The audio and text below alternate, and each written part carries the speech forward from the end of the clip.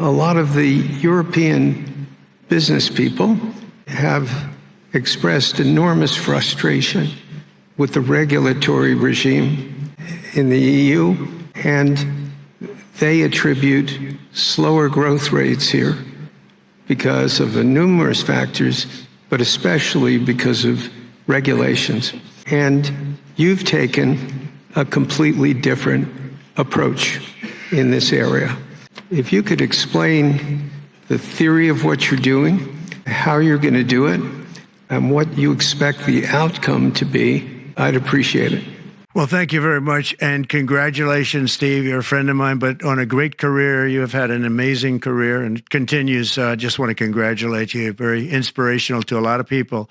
I want to talk about the EU, because you mentioned specifically that I've also had a lot of friends and leaders of countries. I've gotten to know them all my first term and a little bit during this period of 4 years. Know them well, like them a lot, but they're very frustrated because of the time everything seems to take to get approved, environmental impact statements for things that you shouldn't even have to do that, and many, many other ways that it takes. And I'm going to give you a quick little example. In the private life, my beautiful private life, before I had all these things happening, the world is a little different. I had a nice, simple life. You knew that. When I had that simple life, so I had a big project in Ireland. It had to get approval on something that would have made it even better.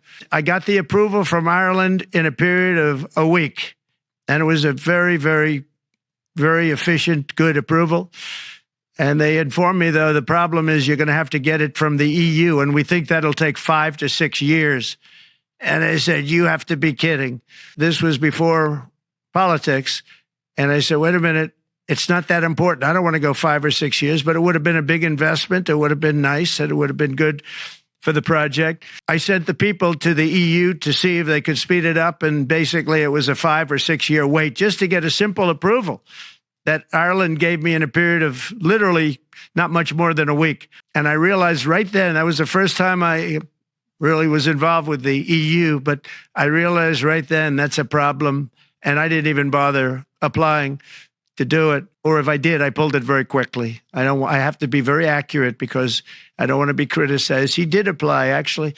No, I want to be very accurate. So I don't think I did, but if I did, I pulled it very quickly. It was just something you couldn't wait 5 years or 6 years to get an approval. So in a very big business sense, a lot of people are claiming that's the problem. From the standpoint of America, the EU treats us very, very unfairly, very badly. They have a large tax that we know about, and a VAT tax, and it's a very substantial one. Essentially, don't take our farm products, and they don't take our cars, yet they send cars to us by the millions. They put tariffs on things that we want to do. Like, for instance, I think these are non-economic or non-monetary tariffs, and those are very bad. And they make it very difficult to bring products into Europe, and yet they expect to be selling, and they do sell their products in the United States. So we have, hundreds of billions of dollars of deficits with the EU, and nobody's happy with it, and we're going to do something about it, but nobody's happy with it. So I think the EU has to speed up their process. Friends of mine that are in some of the nations within the EU, great people, they want to be able to compete better, and you can't compete when you can't go through the approval process fast. There's no reason why it can't go fast.